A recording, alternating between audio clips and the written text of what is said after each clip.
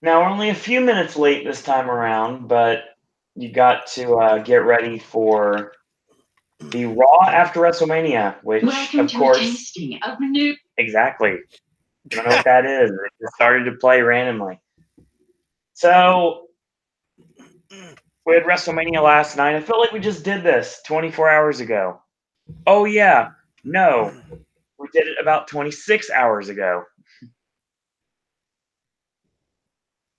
So, the 3 days straight of wrestling content here on the Popcast Network rolls on as we talk about quite literally just the Monday Night Raw after WrestleMania. And tomorrow we'll do a traditional Tuesday wrestling podcast and cover the entire WrestleMania week. Well, in all honesty, I could cover the results that we didn't cover last week because of time. But other than that, because I still got to catch up because we didn't, because we wanted to get through quickly last week. I didn't have a chance to catch up. So basically, everything from last week that wasn't related to WrestleMania, I think we'll cover. That's fine. It shouldn't be too long. I mean, again, the 8 a.m. Clock is ticking as always. Yeah. So, for everyone that joined Ashley, myself, and our special guest Billy from Twitch last night, thank you. We actually didn't do too bad when it came to views, so that was good. Thank you for joining us in our very non-traditional way to do these shows. And if you're new, then welcome back. That's what we call a cold open, ladies and gentlemen. Welcome to yet another edition of a wrestling podcast exclusively here on the Popcast Network. My name is Owen. Joining me, as always, we have Ashley. Proof positive once more tonight that you get everything you want. So the next night, we're just going to say we don't care about you anymore, but we'll throw you some table scraps. But by and large, your opinion means nothing. Literally, I'll see you I all. don't know whether the chant at the end was either we want beach balls or we want refunds. Both. Oh, From the live crowd, apparently via social media, both were chanted tonight. CM Punk, AEW. Let's go, Jinder. There's a lot of random things that were chanted. That was for main event, I think. That was for main event, I think, rather than. So, lots to talk about tonight in the Raw after WrestleMania, the last traditional Monday Night Raw before the Superstar Shakeup next week, which I'm not necessarily going to go back to watching regular Monday show, but I thought tonight it needed to be watched, so I did. I might watch SmackDown tomorrow, just depends. And next week we'll do the Superstar Shakeup. I'm contemplating doing live shows because that seems to work quite well, especially when I have to work in the morning. Reacting live, yeah. Plus, there won't be a lot of results to cover because there are probably only a few indie shows that might be going on this weekend. Coming. We're going to quite literally discuss anything and everything under the sun tomorrow. So I think that's going to pretty much cover us.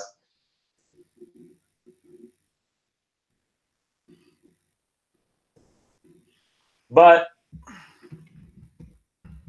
let's talk about a few things. Right now, currently we are having live in the venue the goodbye to Dean Ambrose for the live crowd. What, is the roster out completely, or? So apparently what ends up happening, I'm just going to go with this. Thank you to Wrestling Inc. on Twitter for being there live. At WINC Rebel, saying Rollins asked Ambrose to join him and Roman in the ring for a send-off. And Rollins puts over how much he's learned from Dean. Fans chant, "Do not leave." Ambrose says the best thing he's ever seen in WWE was Rollins stomping Lesnar's dumb lunchbox head into the ground and take the title back for the boys. He praises Reigns for being the S, because of course I don't curse on camera, out of cancer.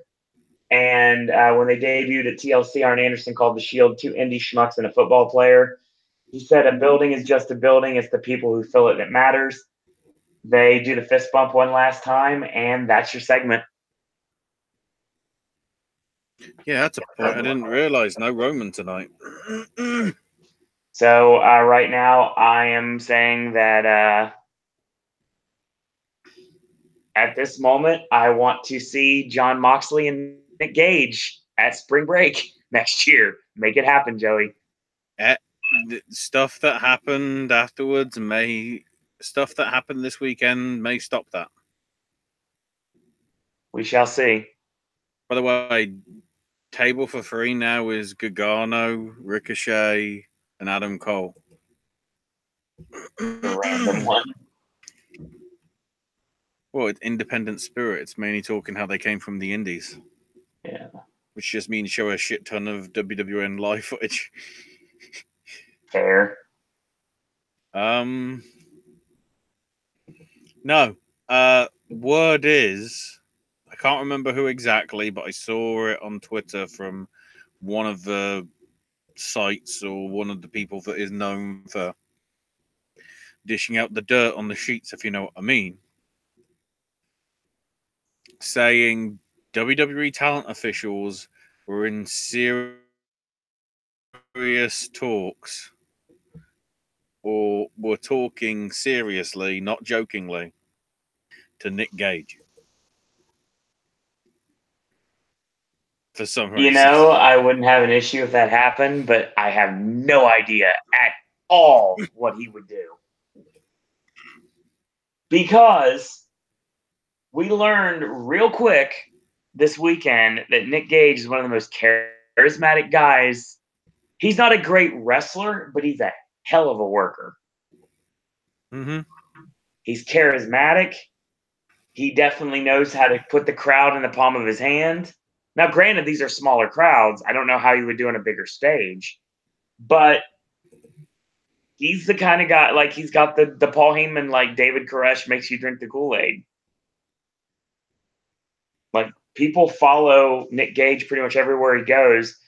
And I think it'd be interesting to see what they would do with him. I don't know where he would go. I don't know who he would work with.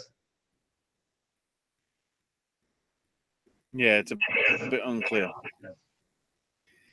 But if the match with Moxley can't happen, then by all means, Sami Callihan, Jimmy Havoc,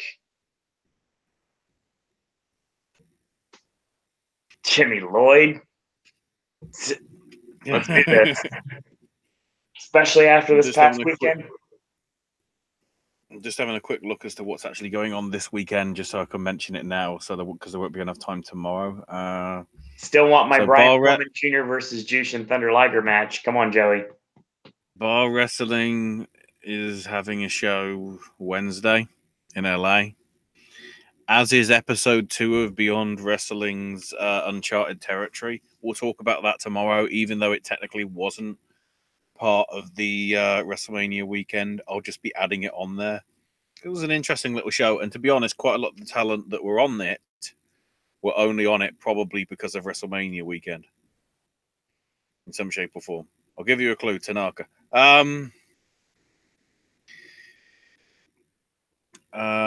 Friday, AAW, going to be in Bourbon Street, Illinois.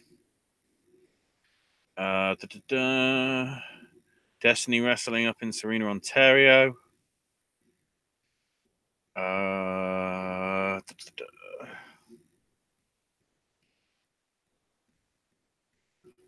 There's a lot of names. Just trying to go through the names and try and find. Oh, Ring of Honor. Yeah, the TV tapings. In Pittsburgh this Saturday. And Sunday, Ring of Honor in Columbus, Ohio. And also Alpha One in Hamilton, Ontario. Ethan's sort of promotion. There might be other stuff, but if I have to, I'll find that tomorrow. So, real Raw. quick before we get started, you talked about bar wrestling, which got me thinking of a match that got announced today. Which was? So there's a promotion in Michigan called Mr. Chainsaw Pro Wrestling. And for their May 17th show in Traverse City, Michigan, Battleground 11, we're going to see somebody who is notorious for being very straight-laced when it comes to the way he deals with things, how he deals with the possibility, and almost say the probability, of taking one of the most comedic and crazy spots in the wrestling industry today. Yes, famous dick wrestler Joey Ryan battles Scott Steiner. Wow. Well, after the match with Hornswoggle, I guess I understand. Considering what Steiner did with Swoggle, I think he does humor himself. In all honesty, he's definitely going to take the dick flip for sure, without a doubt.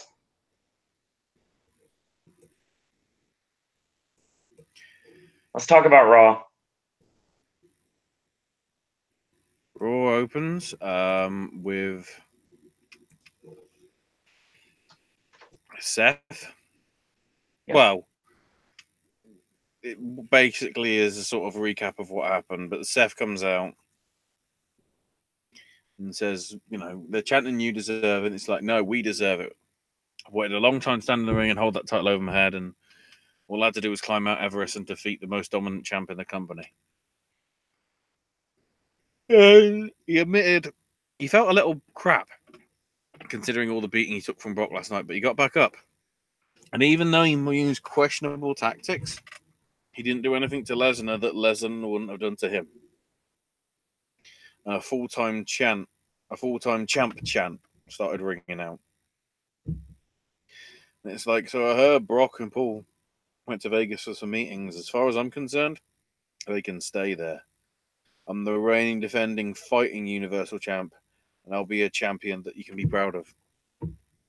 Oh, Brooklyn. Don't you dare be sour. Clap for your world-famous 5-time champs and WWE World Heavyweight Champion, and feel the power. And it was obviously a massive pop. Kingston says, "Oh, you're looking confused there. It's just we couldn't wait until tomorrow to celebrate, because apparently there is going to be a celebration from New Day tomorrow. God, are they going to pull the trigger then?"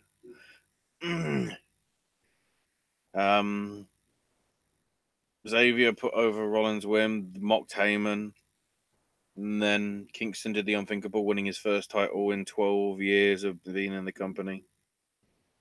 And then Big E did the splits, just live in the arena, and Seth couldn't understand it.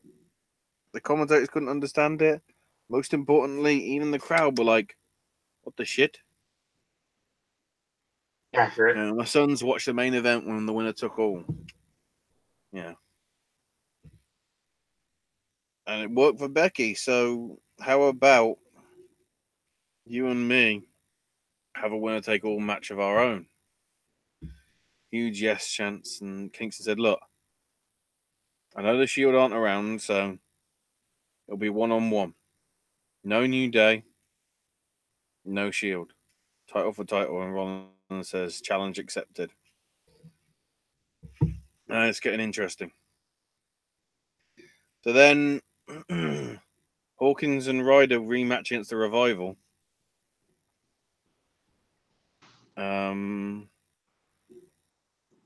Well, the added note from Cole is that 7 titles changed hands last night, which is a WrestleMania record.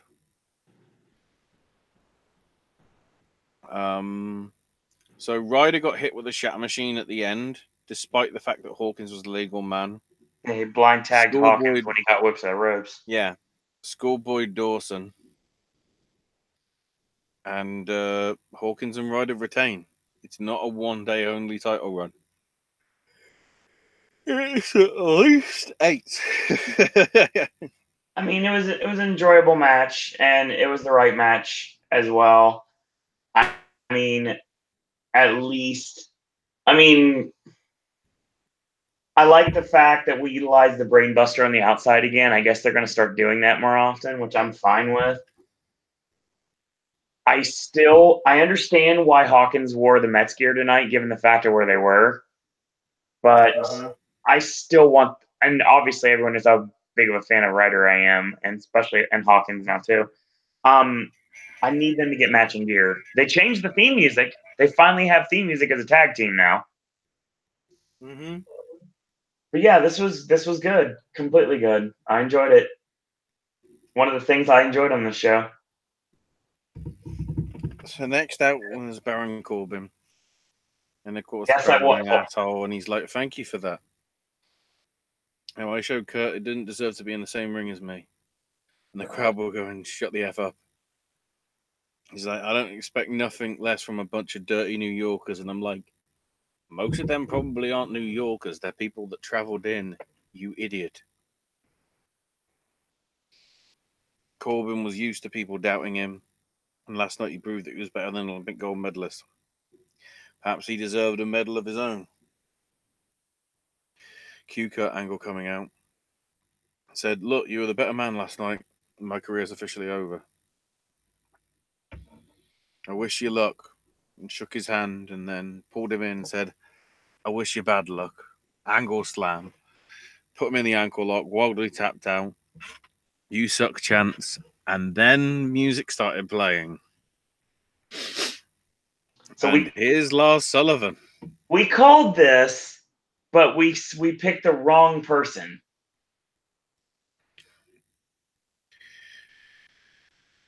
He's 6'3" and 330 pounds.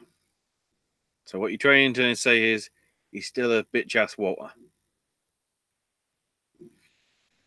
The only true man in the world is Walter. He got in Angle's face. Lars gave him the freak accident and the diving headbutt. And it was like, wow, that's how you debut him? Can he go back to being scared of stage fright? Which isn't very good when you think about it. So, as noted to me when I was watching earlier via the tweets, Bliss basically said she could beat Bayley or Sasha or both of them after they squandered their title offense. Bayley accepted and came out on her own. And Alexa won with a DDT after only 2 minutes and 44 seconds. Yeah. I don't know that. Oh, god dang it. No, you don't. Thankfully, that's the last time. That's the last time I have to bring her name up, because that's the only women's wrestling on this show. I'm okay with that. So, one Triple S asked if I liked Kofi winning the title. Yeah, I did. Overall, it told a great story. Pyro's like, wow, when watching Raw, you don't get used to it, especially if it continues like this. Actually, there was a title change except for Lesnar last year, said Hyro. We knew the winner was going to take all was going to be DQ, but why have the bar attack? That makes no sense. Why not Bryan or Lesnar? Neither was in the building. Well, I don't know whether Bryan was. Obviously, Lesnar wasn't. No. We know AJ isn't. Nope. He went home yesterday. Well, early this morning. So after this, Becky Lynch's promo to top the second hour. And she says how she worked in a bar not far from here 9 years ago. And then the "you deserve it" and the whole "we did it" thing again. Kept calling herself Becky Two Belts. What? So basically, that's the new version of Two Gold Scorpio? Maybe. Go back in the day from ECW.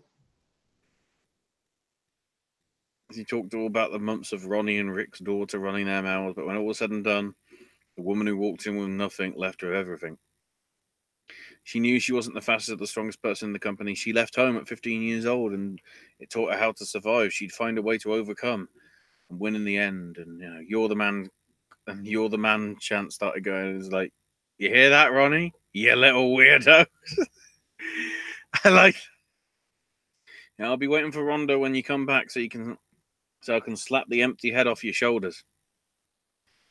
Now I figure the McMahons are going to hand Charlotte the tag titles or something to try and get their golden girl back with the belt. And there's plenty of other competition, and I'm ready to slap the heads off them. And then here comes Lacey Evans. Staring her down, hit her with the women's right, and Lynch just went, "You fucking did that, you bastard." They brawled. Lynch tried putting on the disarmer, and Lacey managed to slip away. So it looks as if the Lacey push has already started. God, why? Oof. This needs to fail immediately, and let's let them realize She how is bad gonna get found out for being far too green to be that far up on the roster yet. I hope people so. are gonna go, no. I'm sure the people are not going to sell it. Let's see. Hyro says Becky to Conor McGregor. Ashley, thoughts on Artem Lobos versus Jason Knight? Oh, the bare knuckle fight stuff? Apparently. Didn't see the fight, but I saw Artem Lobov, who won, interviewed by Helwani today. It looked like you could barely see out of his eyes. Oh, God. It looked well, because it's bare knuckle fighting, there's gonna be bruises and like bad stuff. Makes sense. Bare knuckle is not my sort of thing. I like some protection, some control. The bare knuckle, it's like, yeah, that's as rough as you can get. That's like, that's like the movies. Yeah, there's no padding. We don't need padding. Might shorten careers, but we don't need padding. Quite literally a bar brawl, basically.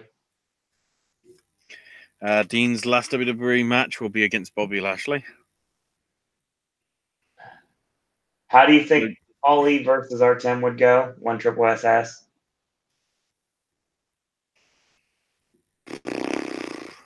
Probably a mess. Maybe. I'd say. Grabbing a drink. So Seth's asked why he accepted the challenge, and says, "Look, this is what I love, and I live for the next challenge. I'm Maya, Kofi, and New Day for challenging, but also a little insulted because this is Raw, and they'll now have to face the consequences. I know Kingston's capable of an A+ performance, and you'll need another A+ performance tonight." So now it's time for, oh dear. So Ricochet makes his way out. Awesome and everything. And then here comes Aleister Black. The music's going. And it's like, where is he? Where is he? And all of a sudden, he just pops up from out of nowhere. So, the whole the winch thing? Yeah. He's supposed to go up on? It wasn't working. It broke. So I guess he had to sort of kip up to some extent. Or maybe he rolled forward into the kneeling pose and then just rose up straight up, sort of thing. Awkward. Rude and Gable said that they would do whatever it takes to win from now on. So apparently they're heel. But who cares? I'm okay with that. The crowd is doing the wave throughout quite a lot of this, which is a shame for this match. But the problem is they sat through, 8 hours last night? Yeah. And we'll talk about that at the end because there is some bits of news that's worth covering from that. then 3 hours tonight, and then they got another 2 and a bit hours tomorrow because of 205 sort of live. Oof. But they, Ricochet did flip out of Gable suplex, which is a nice little spot.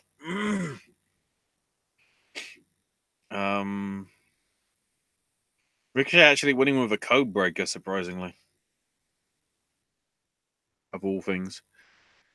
So then Elias said, look, my performance was interrupted by John Cena and his rapping, which is something that he could do in his sleep. The McMahons have given me all the time I want for a performance tonight and warned anybody that dared to interrupt him.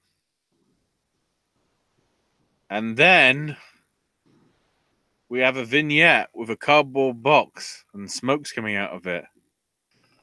And then a vulture puppet pops out of it and starts cackling. If this is how we're reintroducing Bray Wyatt, dear fuck, go back to the old gimmick. It certainly is. Oh, it was utterly, nonsensical. I get that it was supposed to be a buzzard, and I was like, oh, God, really? This is how... I can't wait to see what the dirt sheets and all the people think about it. Because it will be, I think, oh, what the hell is this shit, mate? So Ambrose versus Lashley never even happened.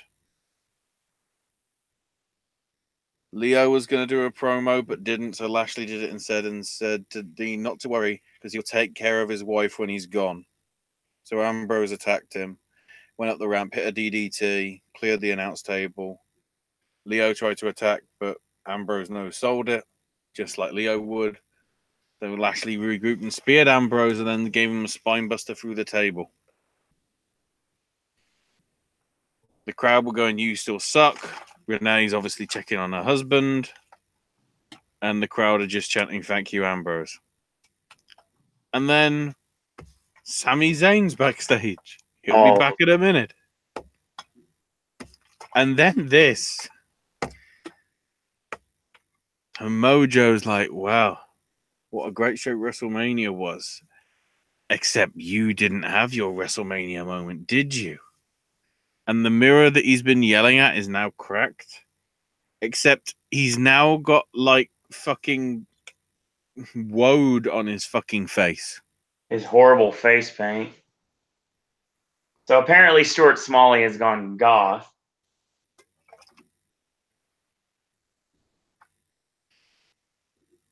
So Ambrose seeking medical attention, so Renee wasn't on for this little segment bit. Sami Zayn comes out. And they do welcome back chants, obviously, and says, if I'm going to miss WrestleMania, I might as well come back the night after. My schedule was wide open and I wanted a match. And Finn Balor came up. And then Balor said something to the ref, and that went to the ring announcer. The ring announcer said, okay, this is for the Intercontinental title. I was like, right. Renee wouldn't answer Cole about what happened with Ambrose. She didn't want to talk about it. Great match between the two of them. Solid match. Although it did feel a little rushed at the end, as if we need to do this and cut time. Possibly. Basically, Blue Thunder Bomb, near fall. Balor hit a sling blade and running drop kick. Zayn avoided the coup de grace. Used a schoolboy for a near fall. Then exploder into the turnbuckle from Zayn. Missed the haluva kick. Balor hits coup de grace. And Finn Balor retains. So Balor leaves and Zayn is still there and the crowd cheering and says, look, I thought coming here tonight would cure what ailed me, but all it did was reinforce what I've realised over the past 9 months. The fans miss me, but I didn't miss any of you fans. Haven't we got enough heels in this fucking company? I really don't care. This was brilliant. WWE is a toxic environment, not because of the McMahons, not because of the superstars, but the fans and their ugliness. I've lived a meaningful and happy life, but the fans leave a meaningless existence. They only get satisfaction from being critics, called the fans morons and bemoaned the crowd for being judgmental. He called them ugly on the inside, mocked them for thinking that they were the voice of reason. Overnight the fans have become the overlords of WWE. But I've always tried to do what was right. I'm not here to take over the WWE. I'm here to hold the fans accountable because nobody else will. See you in hell. So good. It's a shame that he's heel, but he still cut a damn good heel promo. And just like every good heel, what they're saying, no matter if they're supposed to get heat or not, is the God's honest truth. And then a twist. Sarah Schreiber is backstage. Speaking to Dana Brooke, wanting to congratulate Becky on becoming the champ. And she knew there were a lot of challenges, and even though she wasn't at the front of the line, she was no longer at the back of the line. She's going to seize the moment and once again congratulate Becky. Dana is apparently another contender. Shoot me now. This needs to not happen. And Dana's got to really stay off the. I guess to me, it looked like she has this love-hate relationship with plastic surgery because she looks different every single time. What do you mean, like Charlotte's tits every day? Talk about that. One Triple S says, "Why did Sammy have to lose? He just should have hit Balor with a chair." I liked what he did better, honestly. I like I like the turn after the fact. I think it was amazing. So anyone else notice Crazy Fox screaming when Lars slammed Angle? The freak accident is a crappy finish, and he needs a new one. Honestly, I think if someone like Lars Sullivan should be using something like a burning hammer. Mm-hmm. Fango and Corbin was going to be a bad match. Should have had Angle roll up. What? Angle roll up, Corbin, and then. Okay, Hyra, that's confusing. Angle roll up, Angle, then Angle beats him up. I mean, it's not Invisible Man versus Invisible Stan, so we can't have what we want. We'll talk about that tomorrow, happily. So, Bryce Remsburg for president. The thing is, AEW get on that immediately. So, I'll state right now that I understand why they did what they did. They're trying to get heat on Corbin, but it's not the heat they want. And they got the comeuppance somewhat tonight. But Lars came back, and it was kind of like, okay, sure. Still has his crappy finish. Still needs a mouthpiece. He's basically the new Sid Vicious, is what I called him last time we saw him. So we'll see how well that works. Who remembers when Bray Wyatt was going to be inhabited by Sister Abigail, but he got injured? I think that may be playing into the puppet as well, potentially. Is Corbin like Killer Cross, bald, and no one cares about and gets cheap heat? No. I actually respect Baron Corbin. Yeah, same. I tried to get an impact by watching United We Stand, but to me it was awful. Well, we'll talk about that. We talked about it, mentioned it yesterday, but we'll go into it a bit more details because there's some big stuff outside of WrestleMania that we can cover here to try and focus solely on WrestleMania weekend and the surrounding stuff in a minute. So Elias is in the ring and said that Cena wasn't a musician or an artist and was fake humble, and he was going to show how easy it was to rap. He said, I got 3 fingers up, but you should only care about the middle one. And then, something. Basically, the ending line was, he thinks, Cena is there. He thinks he's a bad man. But if anybody tries to interrupt me, they'll just be a dead man. And it's like, well. And right there, you just knew. To make up for the fact that he hasn't been on WrestleMania in 19 years.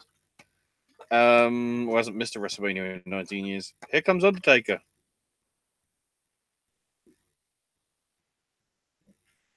He backed off, Elias did, but then eventually sort of faced him off in the crowd. Elias put down his guitar, took off his jacket. And Taker was like, "Why the hell are you not running?" And it was like, "Taker's going to kill you, Chance." Tried to catch him off guard, big boot, choke slam, tombstone. He gave him the pinfall and the crowd just did 1, 2, 3 instead. I mean, this could be looking at one of the matches for Saudi Arabia. Saudi! That's the only thing that makes any sense with this, honestly.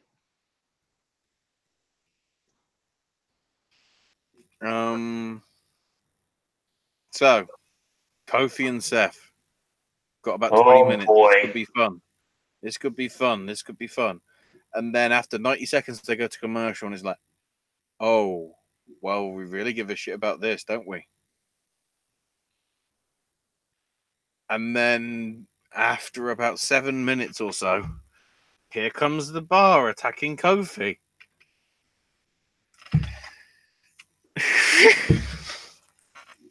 I don't know why. They didn't attack both of them. They just attacked Kofi. And then Rollins grabbed the mic and said, "Look, Kofi, we'll finish this match another time." And then the crowd are like, "Oh, for fuck's sake." Immediate BS chant from the crowd. Immediate. How about you and me versus the Bar right now? And it's like, oh.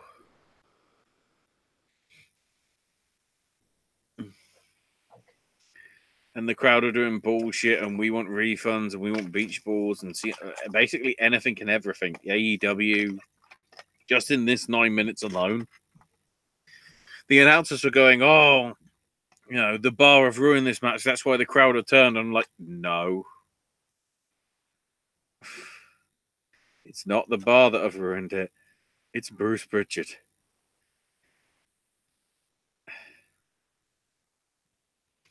Of course, Kofi and Seth win.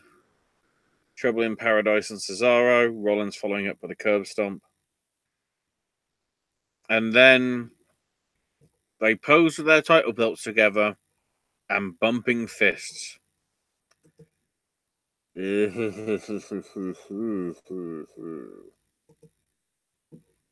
happened. The crazy Raw after Mania was oof. Subpar? If that. I mean, that's being generous. If that.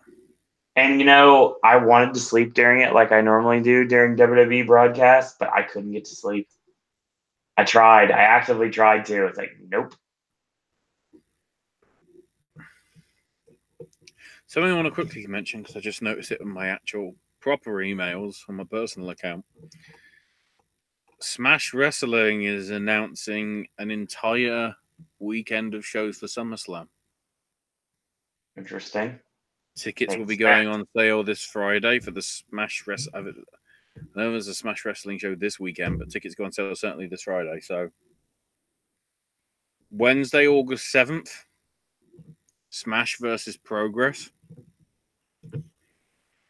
Thursday, August 8th, Progress Wrestling. Friday, August 9th, WXW in the afternoon, and then the Smash Wrestling Super Showdown 7 in the evening. And then at some point on August 10th, obviously NXT Day, Megan Boys Entertainment will be doing a show. So 5 shows at the Met at Yonge and Eglinton, apparently, in Toronto, to obviously pick on, run on the SummerSlam bandwagon, if you will. So that seems interesting. So Progress are going international again as a WXW. More questions talking before we move on. Mm-hmm. Hyro and 1 Triple S, bring it in chat. As always, thank you guys as once more. What do they do with Johnny? I hope he shows up on Raw or SmackDown next week. I've been saying he's going to go to Raw, but we'll see what happens. Keep in mind, I would not be surprised if something happens with that next week. No. What makes Corbin better than Cross? One Triple S wants to ask. Oh, what? I don't know. Corbin feels like, he's actually... Corbin started off with potential. With his NXT stuff. Everything I've seen of Killer Cross from this AAA stuff has been relatively, why the shit is this happening? That's why I put it as a difference. Cross I've never liked. There's been something that I have liked at some point with Corbin. Hyro says he's better on the mic. To some extent as well. Yeah, that's fair. Finally, Ibushi wins the IC title. New Japan should stop giving Naito the title because he doesn't care about it. That's the point.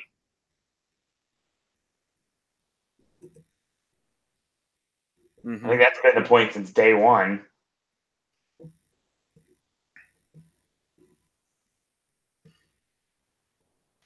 There is another show actually this weekend. Big one because it's Evolve 126. I didn't think there'd be another Evolve show so soon after this past weekend of the WWN stuff, but there is apparently.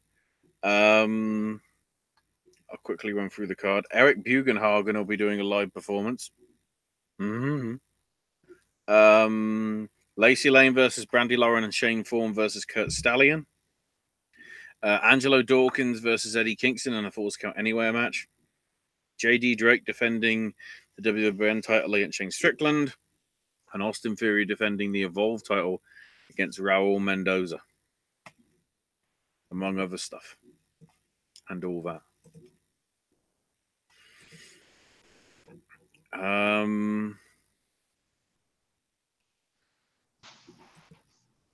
So in terms of news, the big stuff that got buried yesterday because it was right in the middle of WrestleMania. Your boy Eli Drake decided to fuck over his career. I have been bashing him since day one. I am justified in what I've said, and I will not apologize for any of it.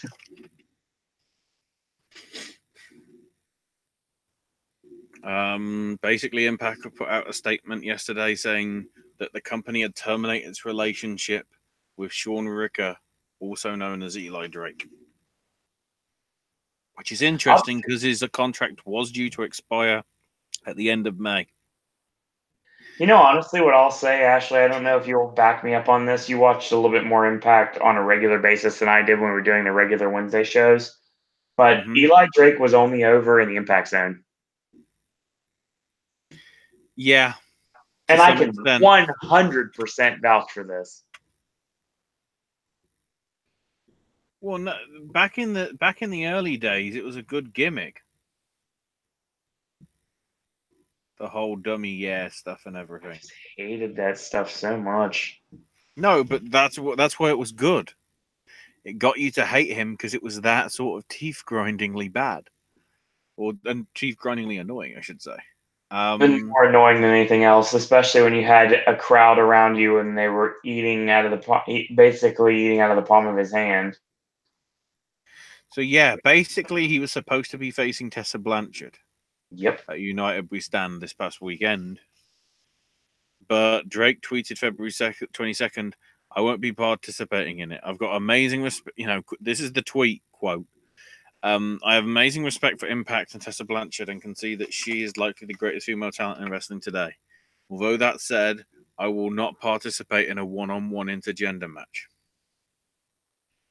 which is why Joey Ryan was brought in and why Eli wasn't even booked on the show. Yep. He was in the tapings in March. However, confusingly, that built to something where something was going to happen maybe at the pay-per-view in a few weeks, which obviously isn't going to happen now. Because, of course.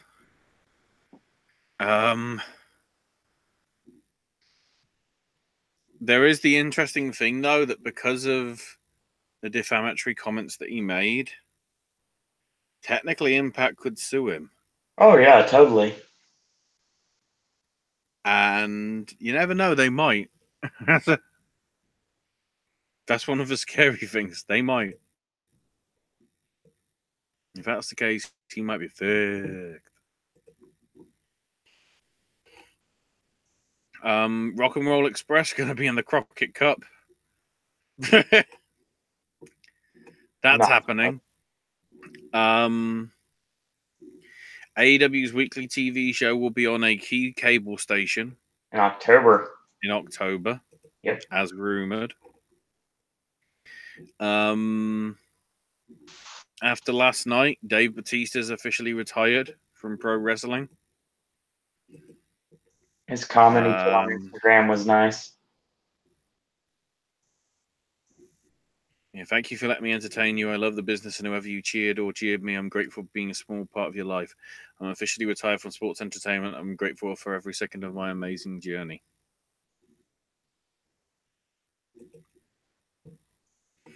And then we get to the problem with last night, as in the length. Oh, God. Basically, New Jersey Transit have blamed WWE for the delays. The primary factor contributing to the post-event delays was the WWE's decision to extend the event to 12:30, which has significant operational impacts on the evening. New Jersey Transit was not informed of this decision until late last night with only a few hours' notice. Because per federal regulations, employees can't work overtime to staff additional trains. They can only work what they're booked down for. Which led to hundreds and thousands of people getting Ubers and Lyfts, of which they were charging $100, even $200 just for the privilege. There was somebody that I saw, somebody off a TV show, nothing major that I'd say is big, but she was literally tweeting in hysterics because her driver didn't know where they were going, and he was driving fast, and at one point, just stopped before like a crash was going to happen. Thankfully, she found a cop car, and they took her to somewhere else and stayed with her until a different Uber driver came off. She basically got $100 in credit for what went down, and apparently the driver's being investigated. But yeah, when the governor was asked today, he said it was unacceptable and vowed to fix the problems that have plagued transportation out of the stadium. Because if you remember, there was a lot of transport issues back at the Super Bowl 5 years ago. It was very similar to this, because I think that one went into overtime. But the thing is, of course, that had a rough time of when it was going to finish. This, apparently, New Jersey Transit was saying they were told 10:30. And I'm like, no. What? That would 3.5 hour WrestleMania? No. That would have been amazing. And then WWE put a general statement out saying, we regret any inconveniences fans may have experienced with mass transportation after the event. And there was another one that said, from one of their PR people that said, oh, well, we don't give a finish time for our events, just like the other major sporting events or entertainment events. And I'm like, well, they do. How many concerts at big stadiums like that go on after 11? None, if maybe a couple. I'd say sports games have a basic gist of when it's going to end if there isn't overtime. There's a basic gist. It might be advice. When you're on the West Coast, you can get away with it because, of course, it's 4:00 in the afternoon. Right. When it's starting. When you're on the East Coast, you don't get that privilege. And if it's PG product, why not start it at 5 or 6 Eastern with the pre-show starting at 3? It'd save a lot of issues with length. Either start the show earlier or just do a shorter show with less matches. That would make the most sense, I would say. The other big interesting stuff, AJ, as we said, is injured. There were a few people unhappy getting refunds at Access because, of course, he was supposed to be the big star today for the meet and greet. Instead, it was Kofi, so a decent enough replacement. But for those fans that did want to see AJ, they weren't happy about getting no notice apart from being in the queue there for the AJ thing. It was awkward as fuck.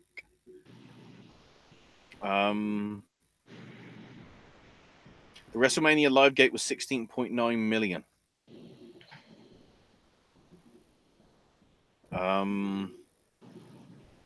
WWE taking a lot of heat. Brock has gone home and is not on Raw. Ronda broke her hand last night. Yep. Yet alone the bruises on her bloody leg. Tonight's supposed to be her. Raw was supposed to be her last night before going on a sabbatical. So I guess the sabbatical starts now. Tanahashi apparently got injured in some shape or fashion with the Zack Sabre Jr. match on the Ring of Honor card. So he's off all shows, including the Don Taku shows in Fukuoka in May. MLW has signed a deal with Free Sports in the UK, which I think is a bit interesting because I can't get it because it's only on Freeview HD. Great job, guys. It is starting tomorrow night, though, and it's at 10 p.m. local time, which take into account SmackDown's normally at around 1-ish. It's going to be the 2-hour Battle Riot special that aired live on Friday in America. So that's pretty decent, I would say.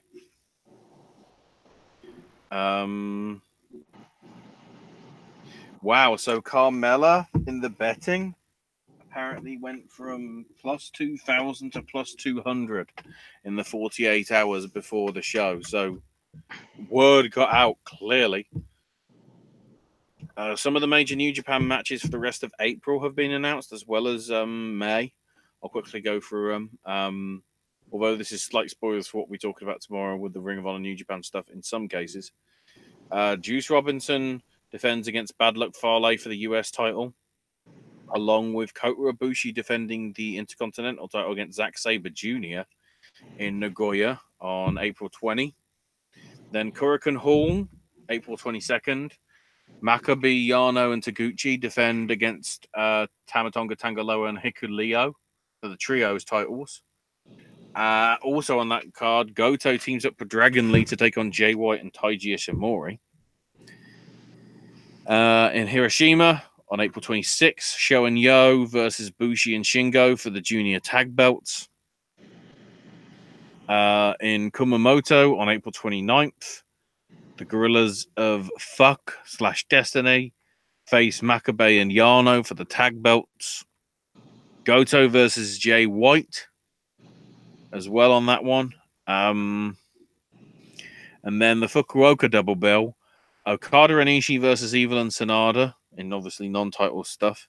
Jeff Cobb versus Taichi for the Never Openweight title. And Dragon Lee versus Taiji Ishimori for the IWGP Junior title. And then on the May 4th show, Evil versus Ishii and Okada versus Sanada for the IWGP title.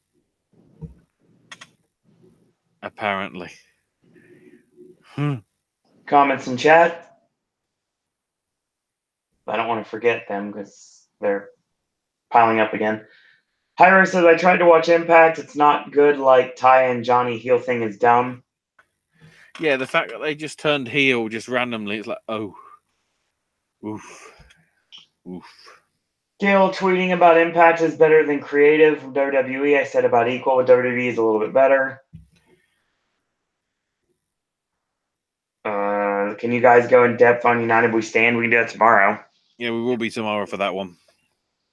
Why did Johnny have to win the X Ultimate X? Are they really going to have him win the X Division title? They did the whole thing with Aries winning singles titles.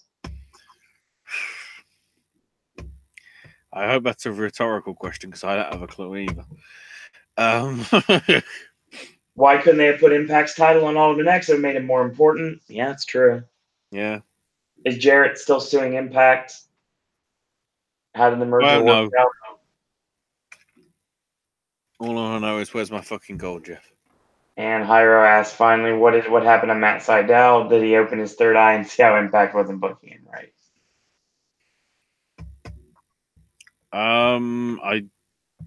I don't know. He wasn't booked anywhere really this weekend, so I don't think he's injured. Maybe he's taking time off. Oh, the new Being Elite was called Pissant. Yeah, it was. I watched it earlier today. Didn't bring up anything to do with WWE. Nope. Although, the big thing is Kenny Omega might be trying to fire Festival CEO Gaming. A trailer is showing up at some point at midday, I think, tomorrow Eastern. Yeah, I'm still trying to figure out how I'm going to get to Jacksonville. But getting to Daytona Beach looks to be a little bit more of a possibility. We'll see. So just because it's here in Meltzer's Daily Update, the AAW show on Friday, the 15th anniversary show, actually, the match is listed. David Starr and Eddie Kingston versus Sami Callihan and Jessica Havoc. LAX versus Penta and Phoenix. Where do you think you're going? Somehow I've just got a feeling. DJZ versus MJF. Darby Allin versus Sammy Guevara. Jacob Fatu taking on Larry D. Chris Statlander versus Shazza McKenzie. Plus, also in action, AR Fox, Myron Reed, Jake Something, Kurt Stallion, the besties in the world, Jimmy Jacobs, Mance Warner, and Adam Brooks, amongst others. Also, Anthony Green signed with WWN and will be a regular with Evolve going forward. Huzzah, hurrah, tiddly do. Right, so the last couple of weeks, or last weekend, I should say, the March, the last weekend in March. So Rise Wrestling had a couple of shows in Berwyn Eagles Club before Shimmer and all that. So, and for Rise, early to Rise, on the 30th, Phoebe Viva on Star, Raylin over Jenny Kai, Allison Kay beat AQA, Mercedes Martinez over Jenna Lynn, and Priscilla Kelly beat the Session Moth. And then the following day, Rise Legendary, also from the Bowen Eagles Club. Oh no, this was on the 30th as well. My bad. So in a three-way, Session Moth beat Regina Badger and Thunder Kitty. The Blue Nation of Charlie Evans and Jessica Troy beat Team Sea Stars to become number one contenders to, I guess, the tag titles. Delilah Doom beat Shotzi Blackheart by DQ. The Meat Friends of Chris Wolf, Rocky Radley, Roxy, and Samantha Height beat the Legion of Undead Brides of Elena Black, Paulie Cromwell, Kimberly, and Sue Young. Then the Rise of the Contenders Rumble match was won by Zoe Lucas. Then the Guardians of Rise Championship Rosemary's Rules match. Paradise Lost of Dustin Ravens Ash with Rosemary lose. So new champions in the Killer Death Machines of Nevaeh and Jessica Havoc. My God, they're back. The Killer Death Machines are back. Yes. Alicia Edwards beat Belle Pierce. We also had a Phoenix of Rise Championship title change. It was a no-rope submission match. Kylie Ray beating Mercedes Martinez to become the new champion. Except then Zoe Lucas, from winning that Rumble match earlier on the night, cashed in her title match. And Zoe Lucas, with the help of the Blue Nation as well, and Charlie Evans, Jessica Troy, and Steph DeLanda, managed to beat Kylie Ray. And so we had 3 title changes over 2 titles. Holy crap. That isn't even the Shimmer shows. We'll get to them hopefully in a minute if they're... Wow, they're not even noted? So That's fucking awkward. while we're bringing things up, I want to bring up the fact that it was announced today, or that I noticed it was announced recently, if it's not today, that Session Moth is Tournament of Death this year for CZW.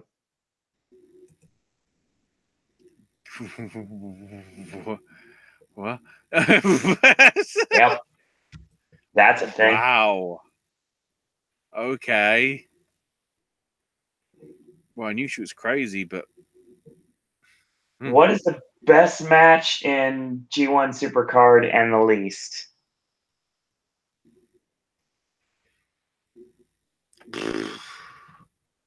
Best match, I would say Ibushi versus Naito. Yeah. Worst?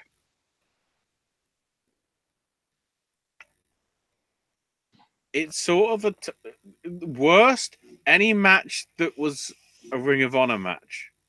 That obviously doesn't include the Never/TV title unification of sorts, and the tag title belts getting unified of sorts. But I have to say, just anything that had anything to do with Ring of Honor, just on a whole, was really not great. The women's match could have been better, and everything that happened from that, which we'll talk about tomorrow, was poor. The triple threat ladder match felt like it was lacking something. Despite the fact as well that obviously a lot of people would feel that the wrong person went over. But, you know, all elite's calling. The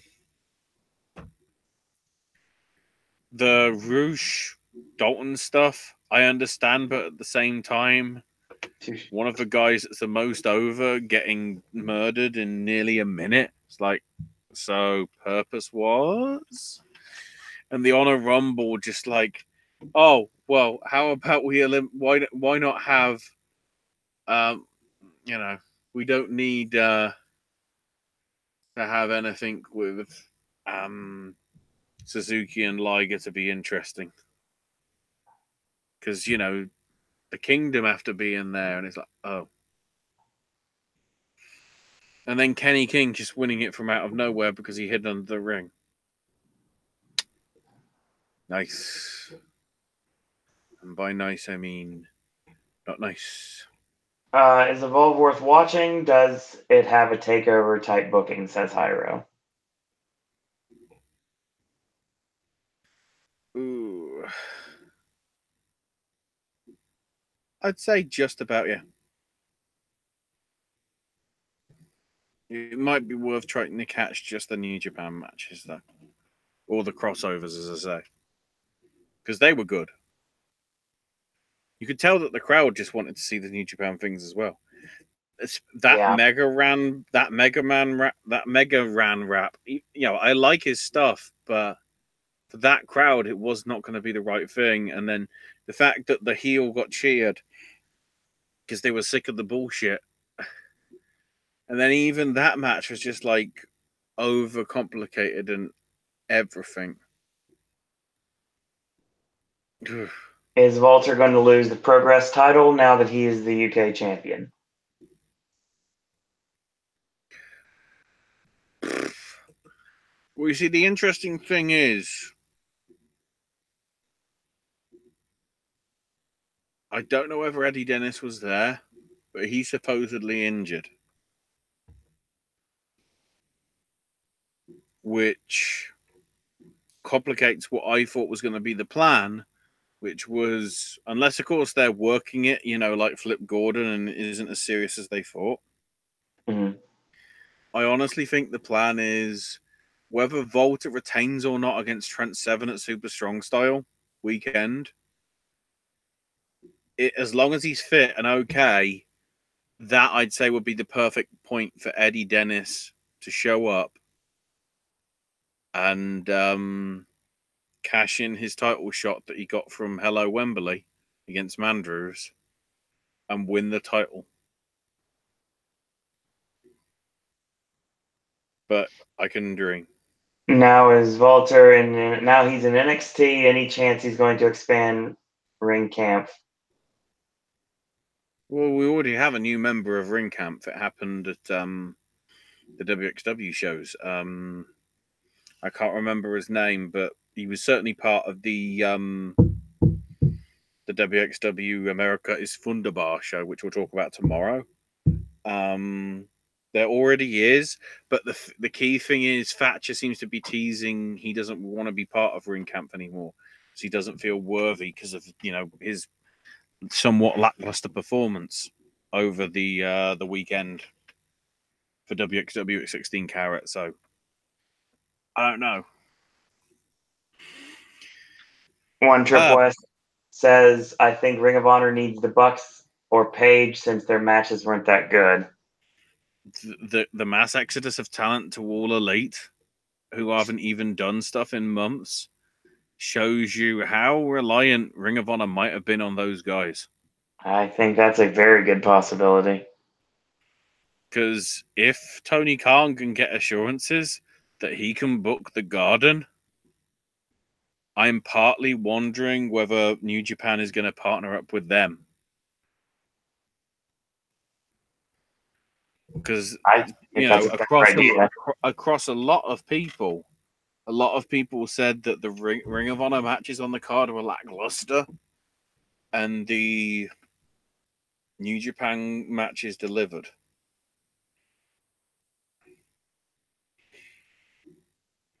Which is what you want. If you're they'll be, although they're in, well, I guess they're in somewhat the same size building because of the American Airlines Arena, for the G1 stuff in July. Mm. If that sells out, and despite the fact that there isn't any Kenny there, and the fans actually give a shit about all the matches, that could be a one where it actually makes them think, we don't need Ring of Honor, or we can partner with somebody else. I honestly think this is going to really hurt Ring of Honor in the long run. Hell, the Ring of Honor stuff, according to the rumor and innuendo, isn't even liked by Delirious, the head booker. It was forced upon him from on high. That's a rough thing for a wrestling booker.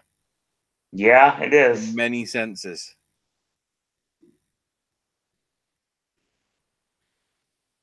Progress Wrestling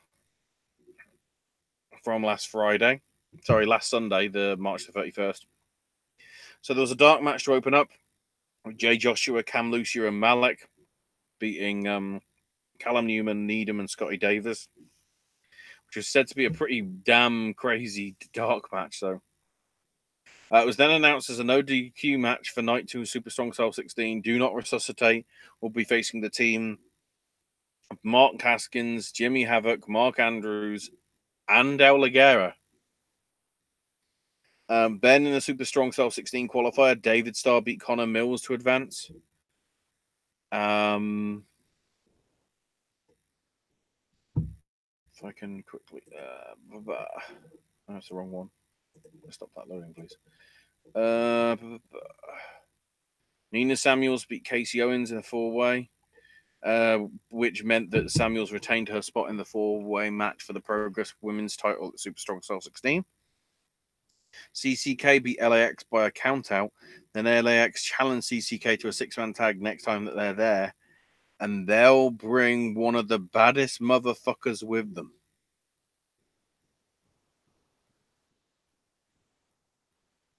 So I'm trying to think who it could be. You know, LA Park, Loki, Low key Kingston, makes more sense. At least he has experience with LAX. Kingston, Kingston's a possibility too. TK Cooper beat Angelico. Lucky Kid beat Tristan Archer via submission to progress to Super Strong Style 16.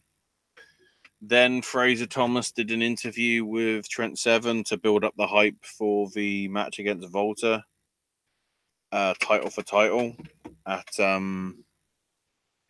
Super Strong Style. And then for the tag titles, a TLC match. Aussie Open beat Champs the Sword of Essex to become the new champs in what sounds to be Will Ospreay's last match at Progress. Maybe for a while, maybe ever.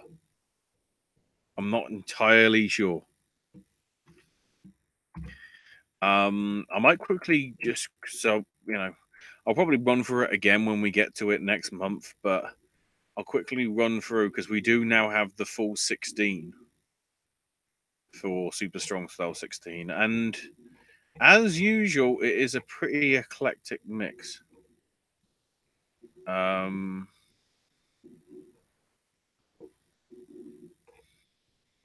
trying to see. There's a picture there they're blurring out the picture, so I guess that's the actual schedule of the matches. We have a couple of messages in chat first before we No go to problem. that.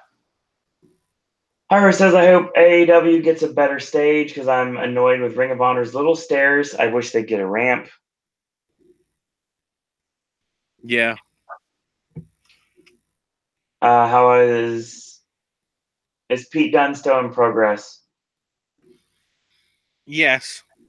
It's just he can't be on televised stuff because of the whole WWE deal. He has done. I think they did a dark match on one of the two program. I think it was the Birmingham show that they did a few weeks back. Right. Pete, I think, and Tyler were in a dark match against two other people. I can't remember off the top of my head. But that was only for the live fans, which, considering it's Birmingham and Dudley, it's local kids, so it makes sense. Let's see. Is the Sword of Essex over? Why is he leaving Progress? I don't know whether he's just committing more time to New Japan, focusing on that.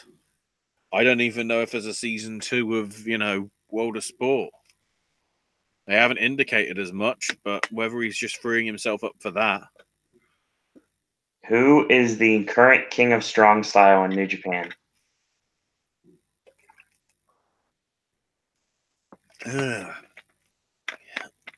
I'd say Ishii.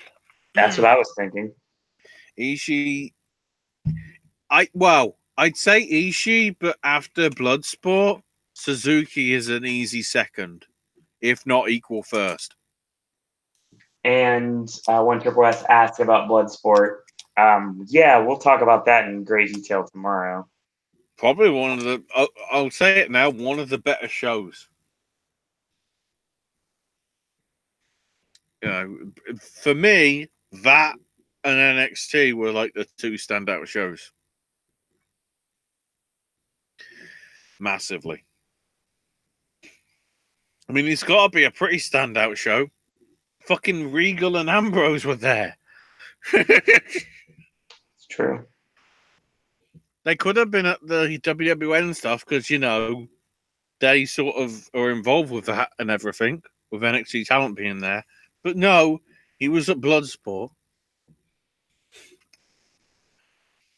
So Super Strong Style 16. The 16 are Travis Banks, former winner, of course, Ela Dragunov, Trevor Lee, Aerostar, Artemis Spencer, DJ Z, Jordan Devlin, Chris Ridgway, Chris Brooks, Darby Allin, Paul Robinson, Darga, David Starr and Lucky Kid, Kyle Fletcher, and Kyle O'Reilly. Interesting. In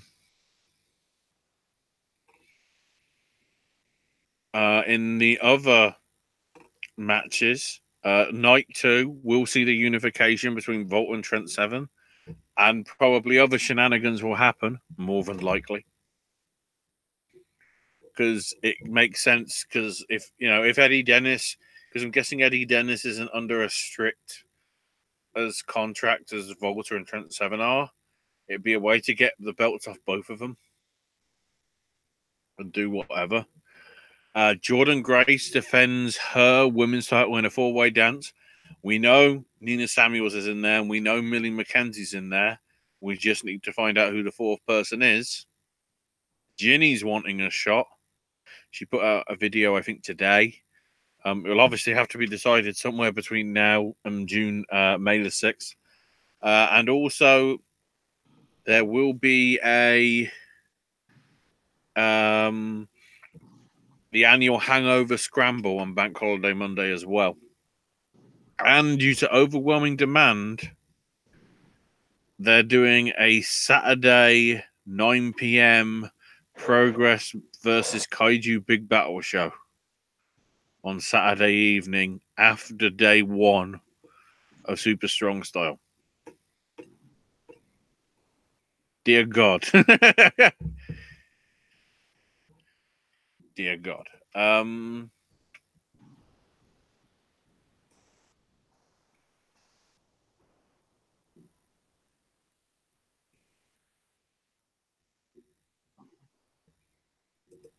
I'm just trying to see. Oh, Rev Pro. They're live at the Cockpit show. Andrew Quilden.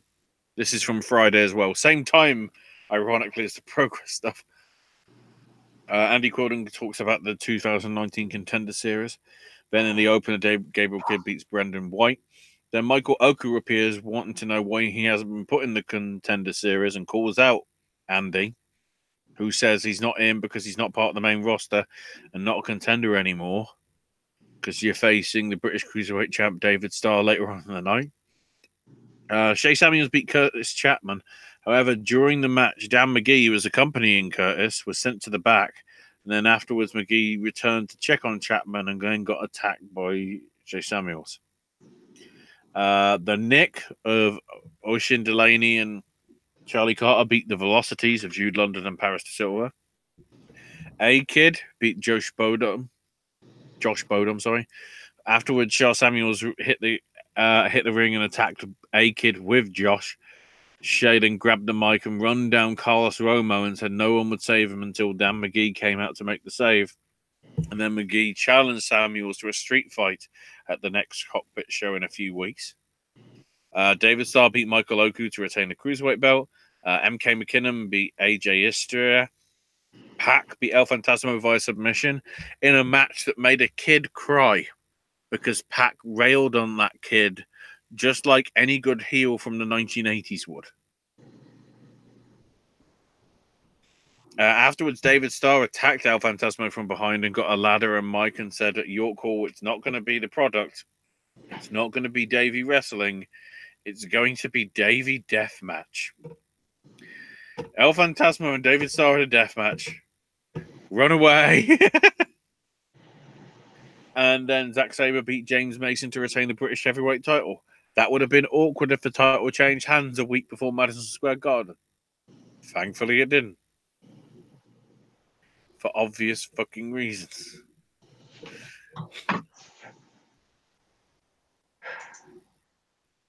Who is going to beat James Drake and Gibson for the belts?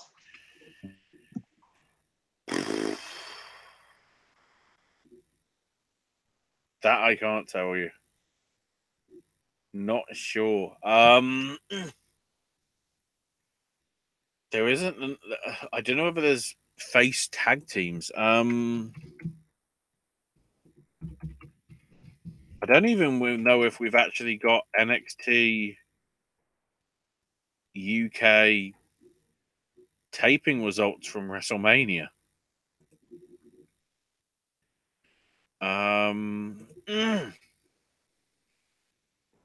Trying to see. Yeah, there's the when women's collide stuff that happened this afternoon. Kairi Sane beating Jessamine Duke. Sonya Deville beating Io Shirai. Katie Catanzaro beating Reina Gonzalez. Lacey Lane over Deonna Purrazzo. Aaliyah and Vanessa Bourne beating Kavita Devi and Zia Lee.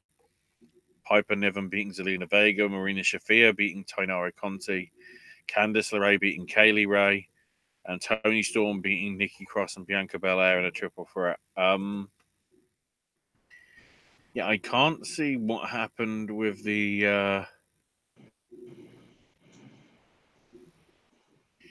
NXT tapings, if we have anything.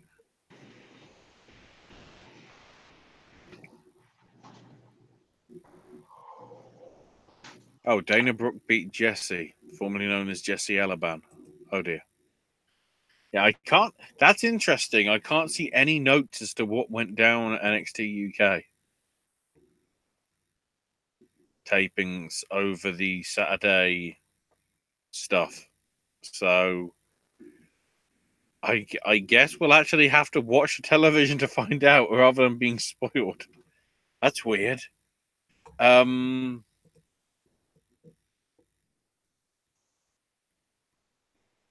there's absolutely nothing. I'm just surprised.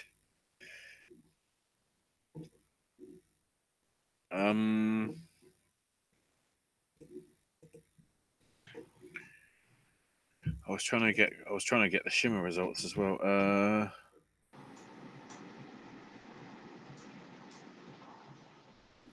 Shimmer 109.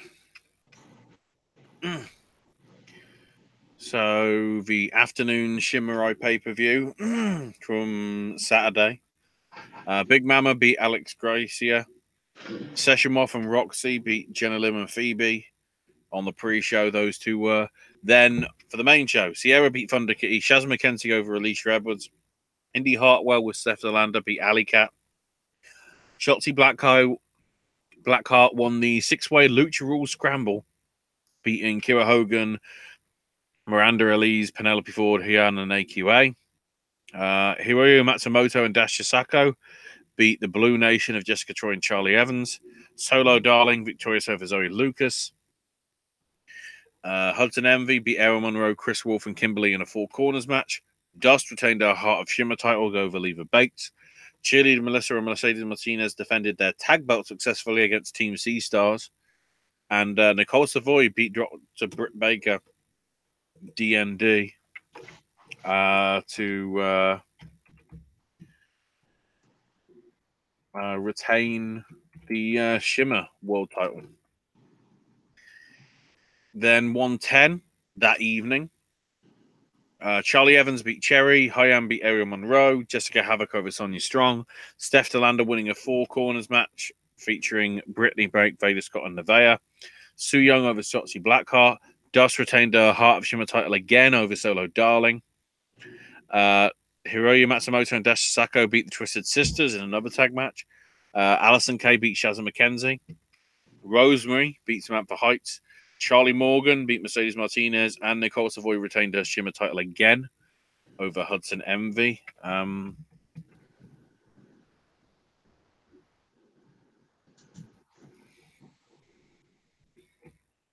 Get the there we go. Shimmer 111 from Sunday afternoon. On the pre-show, Hara beat Rocky Radley, and in Session Moth Martinez Family Fun Day Battle Royal, she won. But Jenna Lynn was in there, Big Mama, Valentina Loca, Phoebe Sloan, Hawley Cromwell, Cara Renard, and Belle Pierce, amongst others. Cherry beat Vader Scott as soon as the main show got underway. The Killer Death Machines, Jessica Havoc and Nevaeh beat Indy Hartwell and Steph Delander. Jessica Troy victorious over AQA. Leva Bates won a four-way Lucha Rules match, beating Miranda Elise, Joey Lucas, and Delmy Exo. Shotzi Blackheart beat Sierra. Shazza McKenzie victorious over Thunder Rosa. Samantha Heights and Brittany Blake managed to beat Rosemary and Dust, with the stipulation being that because they won, Samantha Heights gets a match for the Heart of Shimmer title. Kimberly beat Charlie Morgan. Then Matsumoto and Dash Sako beat Mercedes Martinez and cheerleader Melissa, however, via DQ. So Mercedes and Melissa retain the belts. And Nicole Savoy beat Allison Kay in the main event of 111. And then 112 from Sunday evening, March 31st. Zoe Lucas over Penelope Ford. Dr. Britt Baker, DMD over Kimberly. Trusted Sisters beat Miranda Elise and Hyan. Chili Melissa defeated Solo Darling. Dash Sako victorious over Chikira Hogan, Ashley Fox, and Cherry in a fatal four-way. Hiroyu Matsumoto beat Sue Young. Chris Wolf and Charlie Morgan beat the Blue Nation of Jessica Troy and Charlie Evans. Samantha Heights managed to beat Dust. However, this also was via DQ, so obviously Dust retains the Heart of Shimmer title. And Nicole Savoy beat Chazza McKenzie to retain the Shimmer Championship. So four title holds for Nicole Savoy. And from what I vaguely remember, I think she retained as well at this past weekend's Shimmer show. The next Shimmer show, pretty sure there must be one coming up. Because there's normally one after WrestleMania time, unless that was it. I'm not sure. It looks to be, actually. So I don't know. I'm guessing the next one is probably somewhere down the line. Probably more toward like autumn time-ish. At least if we're going by how Shimmer shows previously go. So.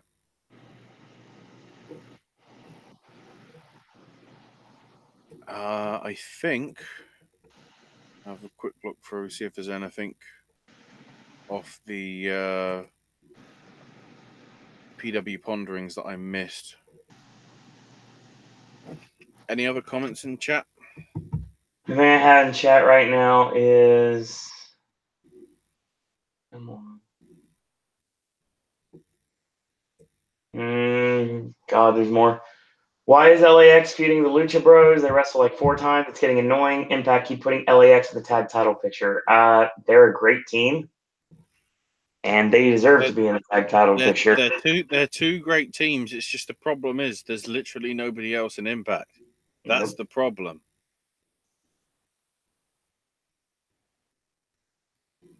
Could Impact and Ring of Honor share talent like the Jericho Cruise, but Ring of Honor doesn't need them?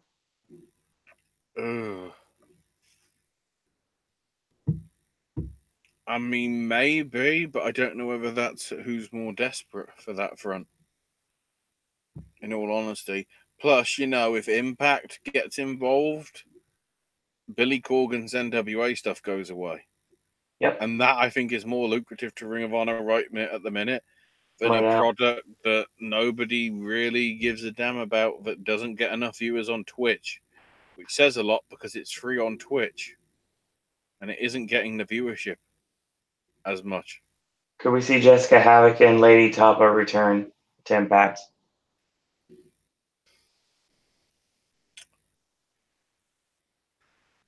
Unlikely. I wouldn't rule it completely out. Maybe more. I'd say maybe more so for Havoc because she didn't appreciate the way she was treated, especially towards the latter end of her stuff. Lady Tapper, I haven't seen for months, if that, doing anything.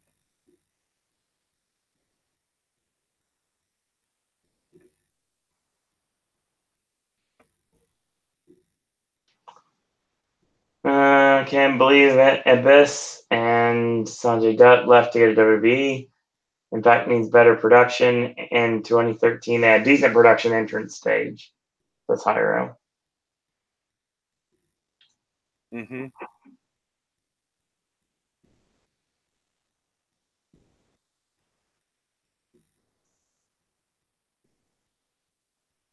Well, Impact have already lost their cash cow in Alley. Oh, yeah.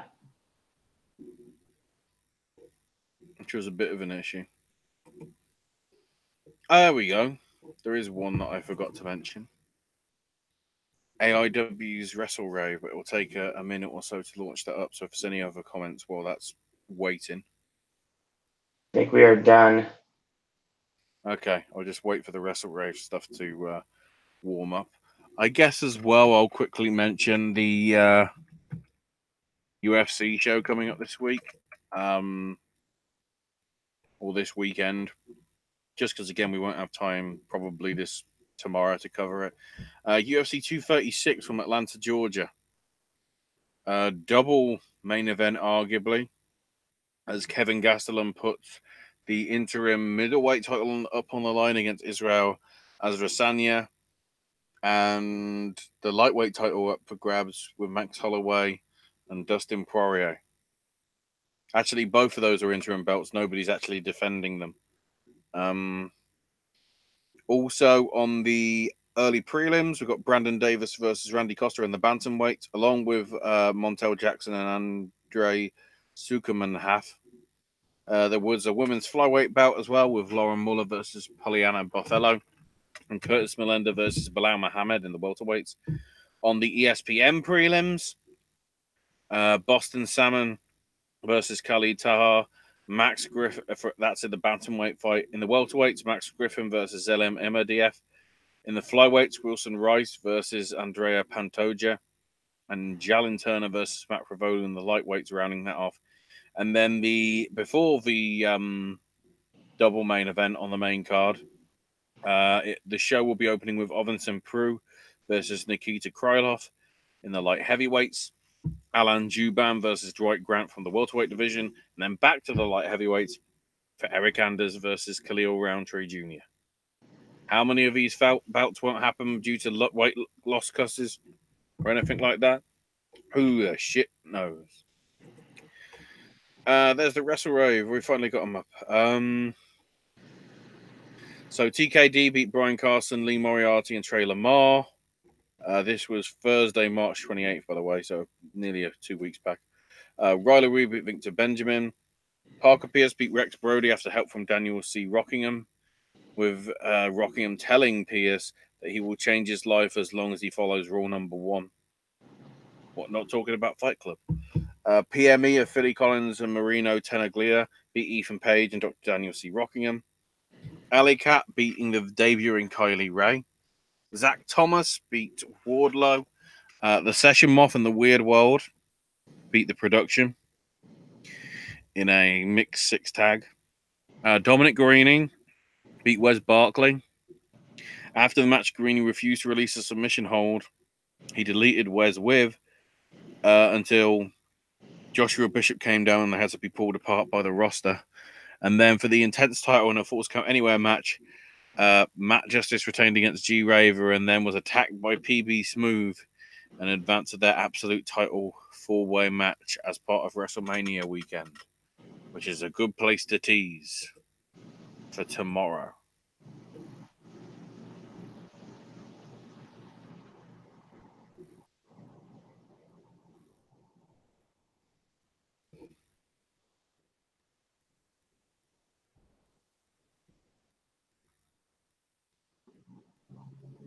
I think that's all. All right. That's part 1. So join us tomorrow, not after 1 o'clock in the morning. Yeah, after SmackDown at 10 because it goes off at 10. Yes. Thank God. Because again, I have to work at 8 a.m. Yeah. Rapid fire, and I do mean rapid fire. Hyro asks, UFC 236, who's your pick? Ooh, I'd say St. Preux probably for the main card. I'll go St. Preux for the opener. Probably Juban against Grant. Maybe an upset for Roundtree over Anders, and then I'd say Gastelum and Holloway for the middleweight and lightweight interim belts. I think Holloway's in the right sort of form. Not to say that it's not. I hope both the title fights do go the distance, and we don't get we actually do go to decision rather than getting a somewhat lackluster show. It isn't helped, of course, that they're both. The big thing as well, though, with this is, of course, this is the first pay-per-view for UFC under the new bloody rules. It's not on pay-per-view. It's just through ESPN Plus, and you've got to have it. Apparently, to counter for the fact of ESPN Plus, though, pay-per-view prices are now down from $65 to $60. And new subscribers can get a bundle of the pay-per-view and a 1-year subscription to ESPN Plus for, I think, like $80. So you still have to obviously buy the pay-per-views, but ESPN Plus for a year costs more than $20. So there's an offer there, but it'll be interesting to see what the viewership is like in terms of pay-per-view buys given this new approach. Did UFC book Jessier Formiga versus Joseph Benavidez? Maybe. Not sure. Thoughts on Romero being replaced, and should Jacare challenge for the middleweight title or be a backup for Whitaker?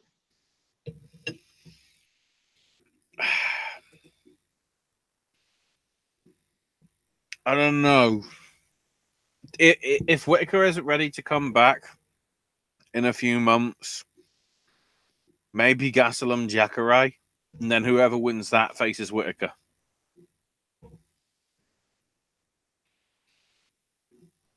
And Jairo's last comment, Poirier did got a rib injury when he fought Nate Diaz. Supposed to fight Nate Diaz. Well, just in the performance that Holloway has done in his last few fights, he just seems to be, really good. Keep in mind he's number 4 in the UFC pound for pound rankings. Alongside, I'm trying to remember. Cormier's number 1, Jones is number 2, and Khabib's number 3. So the fact that Max is up there, despite the fact that obviously, Jones and Cormier and Khabib are obviously different divisions. It makes sense that he be there. He's a big draw.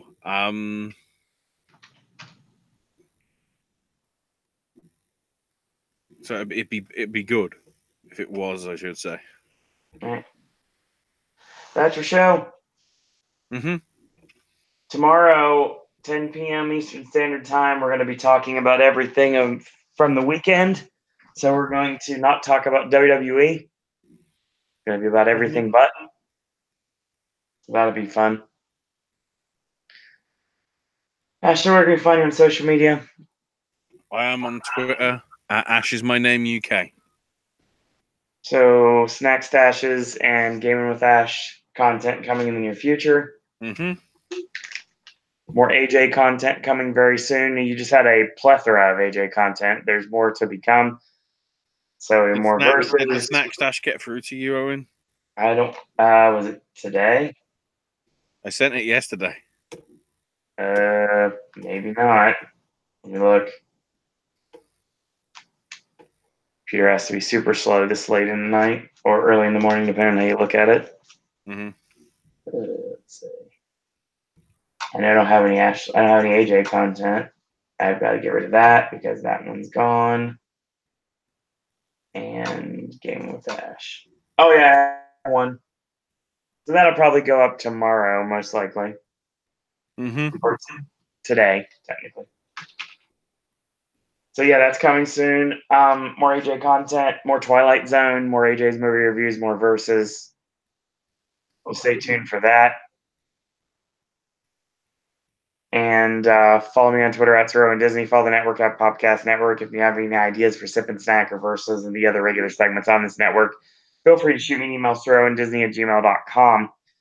So we will see you guys tomorrow or tonight at 10 p.m. for our Tuesday Wrestling Podcast. And in the meantime, I want to thank you guys and girls out there for watching. And until tomorrow, boys and girls, that's all we got to say about that. Wait, Savio Vega's in jail